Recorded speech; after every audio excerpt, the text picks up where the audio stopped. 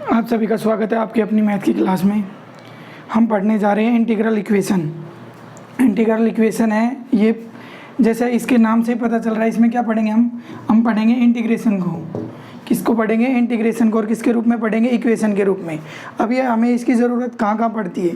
CSIR net का exam हुआ, IIT JEM exam हुआ, MSc first year second year या किसी भी अलग यूनिवर्सिटी का MSc के अपने अपने सिलेबस होता है, उसमें हमें इंटीग्रल इक्वेशन का पार्ट दिया हुआ होता है।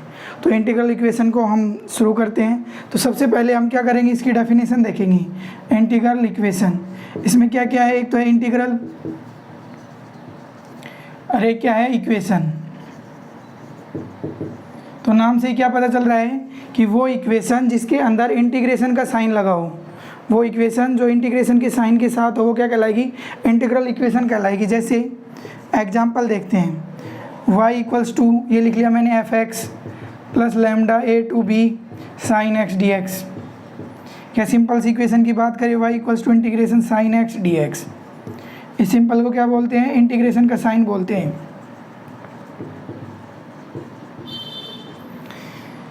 तो ये क्या कहलाता है? इंटीग्रल इक्वेशन कहलाता है। लेकिन जो हमारा जनरलाइजेशन फॉर्म है इंटीग्रल इक्वेशन का, वो कैसा होता है वो देखिए, है ना। तो इंटीग्रल इक्वेशन की डेफिनेशन हम क्या बोल सकते हैं?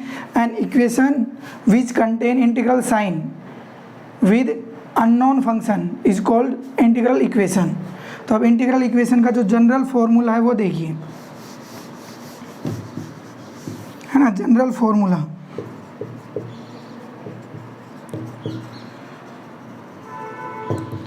ये क्या होता है? देखो इसमें क्या होता है? अल्फा एक्स इंटू इंटीग्रेशन, ये आई कोई फंक्शन है, I Y x equals to F x plus lambda, यहाँ कोई भी लिमिट होगी, मैं इसको एल से डिनोट कर रहा हूँ, कोई भी लिमिट के x t j y t d t. ये क्या होता है? इंटीग्रल इक्वेशन का जनरल फॉर्म है, जनरल फार्मूला ऑफ या general form of integral equation. Alpha x i Y x x m f x plus lambda, कोई भी लिमिट के x t j y t d t, ये है ना, Y है, ये कोई भी फंक्शन है। अब यहाँ देखो इसके अंदर क्या क्या दिख रहा है? एक तो मेरे को दिख रहा है अल्फा एक्स। अब है क्या, जहाँ पे जो अल्फा एक्स, एफ एक्स और के एक्स टी, ये तीनों क्या है? ये कहलाते हैं नॉन फंक्शन। नॉन फंक्शन का मतलब इनका जो मान है वो हमें पता होगा पहले से ही, अल्फा एक्स, एफ एक्स और के एक्स टी, ये क्या है? तीनों नॉन फंक्शन। इसके अलावा जो बच गया आई वाई एक्स, ये एक ही है। ये डिनोट करने के लिए मैनुअली हम इनको क्या लिखते हैं? इन जनरल वाई एक्स ही लिखते हैं, आई नहीं लिखते हैं। आई वाई एक्स और जो जे वाई टी है, ये क्या है? फंक्शनल है। फंक्शनल किसके? अननोन के हैं। फंक्शनल किसके हैं? अननोन के। इनमें सिर्फ वेरिएबल का डिफरेंस है, एक्स और टी। जे वाई टी और आई वाई एक्स, जनरल रूप में हम इन्हें सिर्फ वाई एक्स और वाई टी ही लिखेंगे। ये होते हैं अननोन फंक्शन, फंक्शनल। इसके अलावा क्या बच गया? लैम्डा बच गया। लैम्डा क्या है? Not equals to zero. और क्या है? ये कॉन्स्टेंट भी हो सकता है, वेरिएबल फंक्शन भी हो सकता है। इसको अपन कॉन्स्टेंट ले लेते हैं, ठीक है। Lambda not equals to zero. तो ये क्या है? ये जनरल फॉर्म है।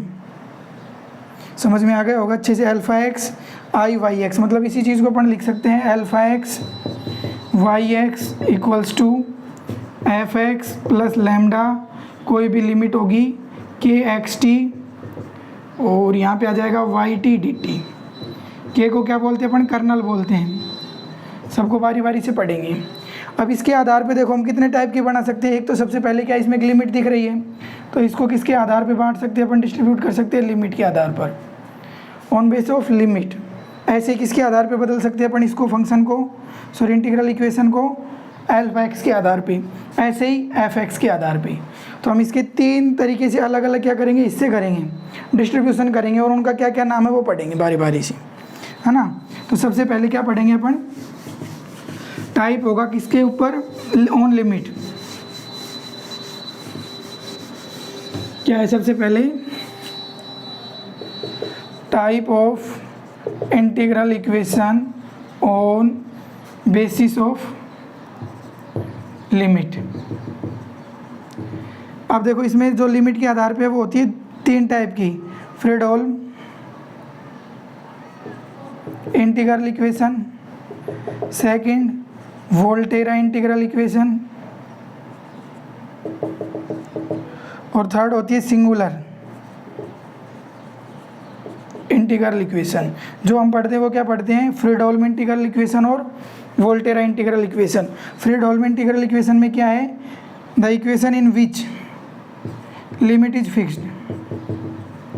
लिमिट क्या होनी चाहिए, लिमिट होनी चाहिए फिक्स। वो इंटीग्रल इक्वेशन जिसमें क्या है, लिमिट फिक्स है। लिमिट कौन कौन सी है, अपर लिमिट भी हो सकती है और upper limit and lower limit दोनों ही क्या होनी चाहिए, फिक्स होनी चाहिए। तो वो क्या कहलाएगी, फ्रीडहोल्म इंटीग्रल इक्वेशन कहलाएगी। जैसे एग्जांपल मैंने लिखा y(x) equals to f(x) plus 0 to 2 kxt yt dt। इसमें देखो लिमिट दोनों अपर और लोअर क्या है, दोनों की दोनों क्या होनी चाहिए, फिक्स होनी चाहिए। तो वो इक्वेशन इंटीग्रल इक्वेशन क्या कहलाएगी, फ्रीडहोल्म इंटीग्रल इक्वेशन कहलाएगी। शॉर्टकट में f से ही क्या होता है, फिक्स, और f से ही क्या है, फ्रीडहोल्म, है ना। तो ऐसे याद रहेगा। नेक्स्ट पढ़ते हैं Volterra integral equation. Volterra integral equation में क्या होती है, वोल्टेरा इंटीग्रल इक्वेशन होती है the integral equation in which upper और लोअर और both limits are variable. Limits are variable. इसमें क्या होगा, जो अपर लिमिट होगी वो वेरिएबल हो सकती है, या जो लोअर लिमिट है वो वेरिएबल हो सकती है, फिर दोनों के दोनों वेरिएबल हो सकते हैं। जैसे एग्जांपल देखेंगे, इसको देखते हैं, y(x) equals to f(x) plus 0 से x kxt yt dt। तो ये इक्वेशन क्या कहलाएगी, ये कहलाएगी वोल्टेरा इंटीग्रल इक्वेशन। इसको भी याद रखने का शॉर्टकट ट्रिक क्या है, v से क्या हो गया, वेरिएबल, और v से क्या हो गया, वोल्टेरा। तो याद रह जाएगा, f से फ्रीडहोल्म, f से फिक्स, लिमिट फिक्स रहेगी, इसमें लिमिट क्या रहेगी, वेरिएबल रहेगी, v से वोल्टेरा। ऐसी आती है singular integral equation. Singular integral equation में क्या करते हैं, सिंगुलर इंटीग्रल इक्वेशन क्या होती है कि इसके अंदर अपर लिमिट हो चाहे लोअर लिमिट हो, या फिर दोनों क्या होती है, इसमें इन्फानाइट होती है। सिंगुलर इंटीग्रल इक्वेशन में क्या होता है, जैसे इसका एग्जांपल देखिए, y(x) equals to f(x) plus 0 to infinite kxt dt। ये हो सकता है, या फिर इसकी जगह ये भी हो सकता है, -∞ to 0 kxt dt, या फिर -∞ to